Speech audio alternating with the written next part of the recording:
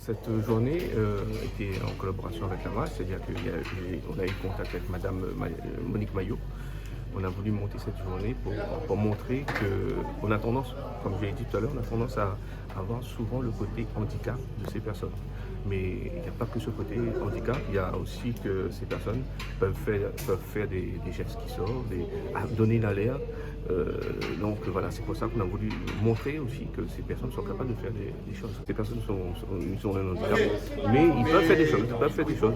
Vous avez vu aujourd'hui, ils peuvent donner l'alerte, ils peuvent répondre au téléphone, prendre un téléphone, répondre. Tout le monde a un téléphone maintenant.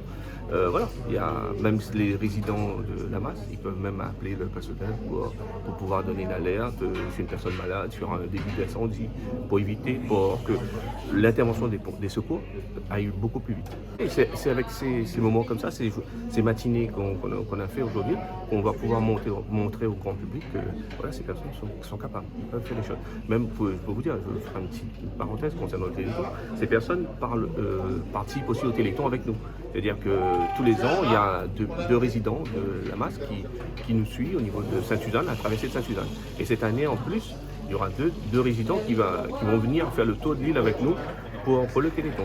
Donc c'est pour montrer aussi qu'ils sont capables de faire, qu'ils sont capables faut arrêter de voir le côté handicap seulement de ces personnes. Alors, l'ASFA, c'est une vieille association qui a un peu plus de 100 ans et qui intervient dans différents domaines avec nos usagers que sont les enfants, avec l'hôpital d'enfants, les personnes âgées, les personnes handicapées et aussi on a un pôle formation. Voilà.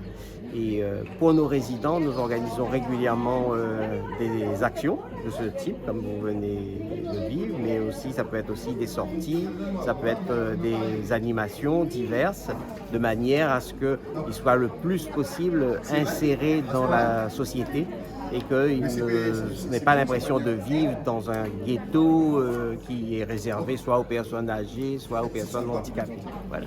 Donc l'objectif, c'est de faire en sorte, ce qu'on appelle aujourd'hui un mot à la mode qui est l'inclusion, et de faire en sorte que le handicapé ait sa place dans la société. C'est l'objectif de cette opération d'aujourd'hui là. Et puis nous avons aussi un certain nombre de résidents qui ont vocation demain à être autonomes, à vivre dans une maison d'accueil spécialisée hors les murs, en plein centre-ville. Et donc il faut les accompagner, les aider vers cette autonomie. Le handicapé a toute sa place dans la société. Il faut pas que les regards soient attirés vers son handicap et qu'on se focalise sur son handicap. C'est une personne comme vous et moi, frappée à un moment donné par les vicissitudes de la vie qui fait qu'il porte un handicap, mais il a des facultés cognitives qui sont parfois non atteintes et il est apte à s'insérer dans la société, à porter secours, à rendre service. Il y a aussi des activités culturelles auxquelles ces résidents sont appelés à contribuer. Ils ont même fait des CD de chansons, ils ont fait des pièces de théâtre. Voilà. Donc, c'est